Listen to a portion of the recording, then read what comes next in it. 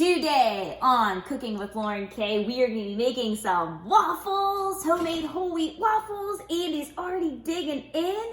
Are those good? They are good. Can't wait to show you how to make them. Morning. Good morning. Welcome to Cooking with Lauren K. This morning we are going to be making one of our favorite breakfasts, whole wheat waffles. I found this recipe on barbarabakes.com. And how would Daddy working out? He was working out. Yes, Daddy was working out downstairs. He's upstairs getting ready for work, huh? And we're gonna make some waffles. So again, as I had said before, this is not my recipe. It's from barbarabakes.com. I've modified it just a little bit. So let's start making it. So we are going to start with some whole wheat flour. If you don't have whole wheat flour on hand, you can use regular all-purpose flour. You ready, Gavin? Yeah. Okay. Gavin's gonna put 1 cup of our whole wheat flour. There you go. Can you pick that up and put that in our big bowl there? And Andy's gonna put 1/2 cup, so a total of 1.5 cups of whole wheat flour. Andy, you wanna put that guy in right there? Good job. Good job. Love to have my boys help me in the kitchen. I was getting ready the brown sugar, and they've been eating some pieces of brown sugar that were left behind from my measuring. So in case you're wondering what they're eating off the counter, that's what it is. The next ingredient is the cornstarch. So this is the different ingredient that I found in the Barber Bakes recipe that I've never seen before, that I think makes it nice and crispy and light and fluffy, like those waffles that you get from a restaurant. It's really good. All right, brown sugar. Andy, can you put this little container of brown sugar in our bowl? Can you pour that in for me? Might need 2 hands. You want to use 2 hands? 2 hands there. We're going to use 3 tablespoons of brown sugar right in the bowl there. And that was great. And I used 1/2 cup of cornstarch in case you were wondering. So 1.5 cups of flour, 1/2 cup of cornstarch, 3 tablespoons of brown sugar so far. All right, let's move on to our salt. Gavin, can you hold, are you ready to help me with this task here? Can you hold my measuring spoon? Don't measure over your bowl. Okay, just shake that out a little bit. Can you jump that in? 1/2 teaspoon of salt. All right, Andy Man, baking powder, are you ready?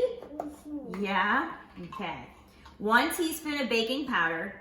I'm actually doubling the Barber Bakes recipe because we like to freeze the waffles. So we'll eat some today. We'll put them in the freezer. Ready there? Gavin, what do you like the most about waffles? What do you like? Syrup, yeah. Andy, what do you like about waffles the most? What's your favorite part? 2 teaspoons of baking soda. What do you like on your waffles, Andy? Ready, Gavin? Put one of those in. What do you like on your waffles? I'll stir it. Well, we got to get everything in there and then you can stir it, okay? 1 more teaspoon of baking soda, so for a total of 2 teaspoons. What do you like on your waffles, Andy? What do you like to put? You want to put this in? I'll put it in. I want to go now. Then I'll fold with the conveyor. Oh, sure. Okay. You want to mix? Do you want to be my stir? Dad's gonna go nap for a little bit. Well, tell him. Say I'm going to go nap for a little bit. Bye. I'm gonna go nap for a little bit. Bye. Even though you just woke up, right?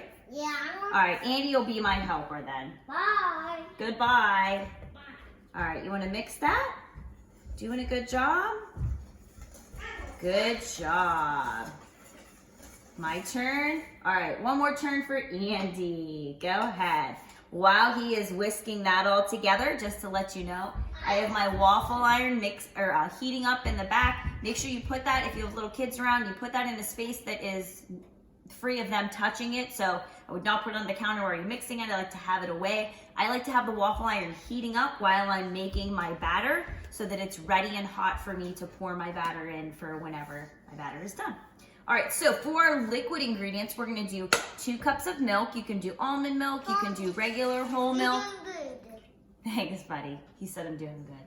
I did 1 cup of almond milk and 1 cup of whole milk. We're gonna do half a cup of vegetable oil. You can use canola oil as well, or any light flavored oil. You could melt coconut oil and do that as well. We're gonna do 2 eggs. I cracked those into my separate bowl ahead of time. There we go. Awesome job, Andy. You are an excellent mixer. All right, final ingredients. Gavin, they're gonna hear you stomping. Gotta be quiet. All right, Andy, can you hold that over there for me? There we go. Whoops, a little bit too much. All right, dump that on in. We're gonna do 2 tablespoons of apple cider vinegar. One more there. And I think this also contributes to the fluffiness of these waffles, which is really cool. And then we're gonna do 2 teaspoons of vanilla extract to give some good flavor.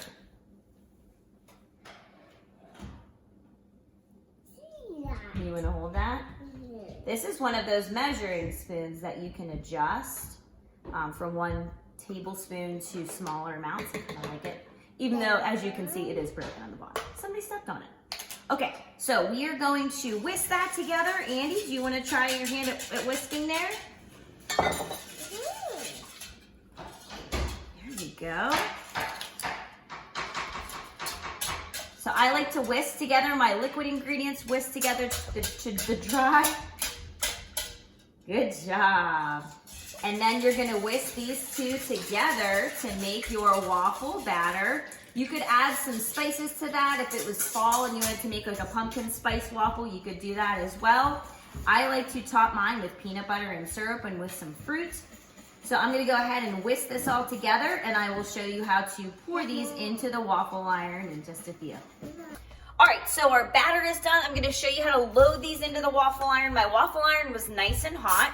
I have a square waffle iron. I'm gonna coat these with a little bit of cooking spray to prevent sticking. I like to use one of my dirty measuring cups for an easy pour into my waffle iron.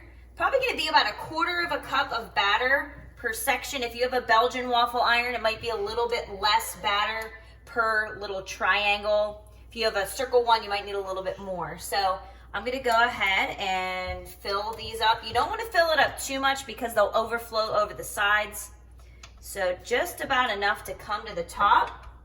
I'm gonna close my hatch, and then mine will actually beep for me to tell me when it's finished. If yours doesn't do that, I'd check on it after about 2 or 3 minutes to see if it's done. You're looking for a nice golden brown color.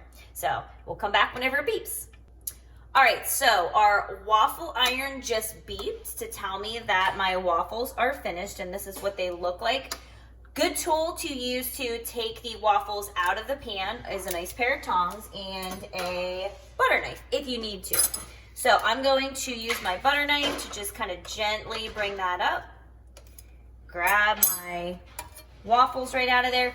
This recipe in particular makes about 12 waffles the way that I made it. So I doubled the Barber Bakes recipe, and mine now makes 12. So I guess if you ever go on the Barber Bakes recipe online, it's gonna make 6, mine will make 12.